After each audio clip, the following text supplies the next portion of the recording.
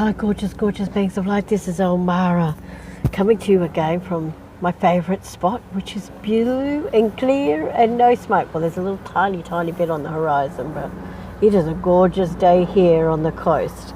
And I wanted to just do another quickie for you as a follow-up to the remember he was screwing you nicely, because I think I gave you the tip, the very first tip, that your goals are starting to manifest is when the old stuff starts to break down. So the next sign to look for is to listen for and follow guidance, even if it makes absolutely no sense. Absolutely no sense, which is likely to happen here. My camera's just moving a little bit. We'll try and... even if it makes absolutely no sense. So, for example, say you've asked to meet your soulmate, and say you always catch the 5 o'clock bus home, but Spirit says to you to wait and catch the 5:15 bus. I'd wait and catch the 5:15 bus. Now, nothing at all might happen, but you just never know what might happen. Or you might be driving home and they tell you to go left or go right or take a different trip or just stop at this 7-Eleven. That's another thing. What you shouldn't be doing is looking out for the soulmate. And I'm notorious for kind of like trying to control everything. Why? If I'm driving home, they tell me to go left, I go, why? And actually I have a fond memory of years and years ago. So I was still working. It was about 2 decades ago. I'd done a late shift. I was coming home. So it's nearly 3 decades ago, actually. God, I'm getting old. And I remember them telling me to go left here, go right here, stop at the 7-Eleven. I was like, what for? And they went, we don't care, just get an ice cream, get anything you want, but just stop at the 7-Eleven. So I stopped at the 7-Eleven, and then I was driving. So I was driving like this really long way home, and then we got to the bottom of the cemetery, and I lived on top of the cemetery, and they told me to go up to... oh God, it's just slipped out of my head now, but up the top here there was this lookout that looked out all over Brisbane. It was really, really beautiful. I can't believe I've just forgotten the name of it, but anyway. And I just said, oh bugger it, I'm going home, I'm tired. So I shot up the side street of the cemetery. And when I got up the top, I had right of way, and I had to make a right-hand turn into the street that I lived into. And somebody came through the give way sign. And I swear to God, I saw heaps of angels pulling on the back of their car, trying to stop them from hitting my car. And the guy stopped because it was wet and it just started raining, so the roads were slippery because it had rained for a while. And I swear to God, he slopped about 3 inches beside my door. And, sometimes you don't know what's going on. But in terms of setting, so that was a completely different reason. They were... and I'm always going, but why? But my advice to you as I'm getting older, just turned 60, and I'm finally realising if they're telling me to do something, to go here, to go there, to do that, then there is a reason for that. There is always a higher reason for it. And sometimes that's it. You might walk to work a certain way and they'll tell you to go another way, and you don't know if you're going to bump into someone, or you're going to see a job advertised on a window that you want, or something. Or it might just be a new pair of shoes you've been looking for. But I can tell you this, but once you begin to work with your higher guidance, then just about every aspect of your life gets taken care of. And if it doesn't, sometimes the things don't even make sense to you. But years later, you find out why you did that or how that happened. And that happens to me all the time. I just go, oh, that's why that happened. And actually, a really lovely thing that just happened was that... Masajati is a really fabulous healer. I don't recommend many people, but I really love his work. And it's kind of along similar lines to my own. That's why I like it, because he's all about, connecting to the core of who you are. And when you connect to that core, the light of who you are dissolves all that stuff that you think is out of alignment with you. And all the things that you think are the matter with you. And a lot of people are still into fixing the old stuff, and he's not. And I really like the man a lot. And he came to Australia in about June, July 2017, and I just happened to be in Melbourne at the time. It might have been 2018 anyway, it was a couple of years ago. And I remember really clearly that Spirit I got the intuitive guidance to bake them one of my delicious carrot and ginger cakes, which I don't put a cream cheese topping on. I just I don't do that. I just run a bit of butter over the top of them, and that's it. And that takes out a lot of the calories. But I also don't put as much sugar. I think they cause for having like, I don't know, 1 or 2 cups of sugar in it, and I barely put any sugar in it, but I bless it, and it's always really sweet and delicious anyway. Anyway, so I thought, oh, maybe it's just because there's not much, the food there is usually terrible at the Mind, Body, Spirit Festival, and I was booked in to have an appointment with Maz. Anyway, I made this delicious cake, and I blessed it before I cooked it, and it came out to be the best, yummiest cake I've ever made, I think, and it might have been because it was for them. And I just had cause to write to them because they're doing a fundraiser for the Australian fires over there, with Moses doing a talk on it today or tomorrow, I think. And one of the recipients was the Red Cross Society, and I just wanted to let him know that, you know, that's probably not the best organisation, since they don't seem to be passing on the money. And I just said to them, you probably won't remember me, but I'm sure you'll remember my carrot and ginger cake that I made for you at the Body, Mind, Spirit Festival in Melbourne a couple of years ago. And the staff wrote back to me and went, how could we forget you, Elle? And particularly, we have never forgotten that cake, and Maz and Faye raved about it for weeks afterwards.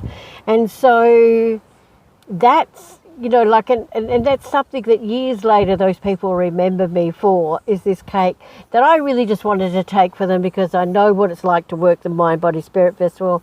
It's lots and lots of crazy energy there, and there's also lots of crappy food there, and I just wanted them to have something nice if they needed an energy pickup. Apparently the cake didn't last more than a day. A whole cake was gone from the staff or whatever. And I think Maz put a lovely video up on his website. So that's something that still brings me, I did something. Random acts of kindness is my thing that I was doing all last year, and those things have started to come back to me in the last few weeks. Some people have done. You don't practice random acts of kindness to get them back. Let me tell you, just do it as a purely a random act of kindness. But when someone offers you a random act of kindness back, it is something that's really beautiful, everybody. So I hope in 2020 for you all involves practicing random acts of kindness. But I also want you to, if you've asked for goals, know that it's not necessarily, if you ask for a Ferrari, it's not necessarily going to show up on your doorstep, but it'll show up because it has to come through people. You're not going to wake up in the morning and find a Ferrari sitting on your front door. You're also not going to get a new job probably without you know, taking an application, although I have a great job story. So I worked with a lady a couple of years ago. I still know this lady. She reminded me of this the other day. Sue was her name, Sue Malloy. I'm sure she won't mind me using her name because she gave me a testimonial. I'm not sure if that's on the website. I should go looking for it. But anyway, so Sue had finished a year of teaching, and she said to me, I'm going to do massage work. And I went, and yoga. I went, Sue, I don't see you doing that. And she goes, no, I'm going to do massage and yoga. I said, no, I feel like there's something else there that's a little bit more up your alley. It's not teaching as such, but it still involves some kind of teaching. You didn't do 50 years of teaching to just give it up altogether. She goes, no, I'm definitely going to do massage and do yoga classes, you know. And I said, okay then, well, let's just throw it out there and see what happens. And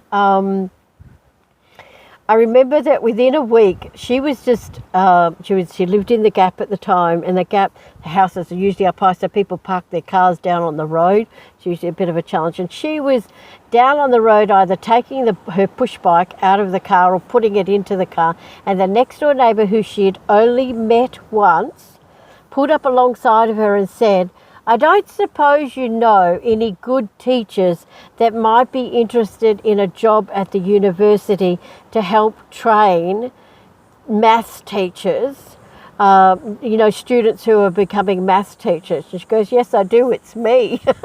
So Sue went in for the job the next day, and because she was recommended from this lady who worked at the university, they didn't put the job out. She was the only person who applied. She got the job, and I think they paid her like either $50 or $75 an hour.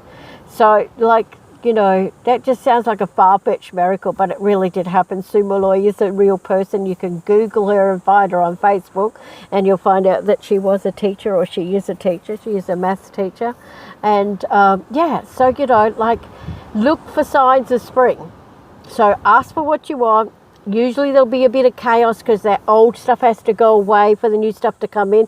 That's the remember he was screwing you nicely bit, which is my last video, and if you haven't listened to that, I recommend that you do.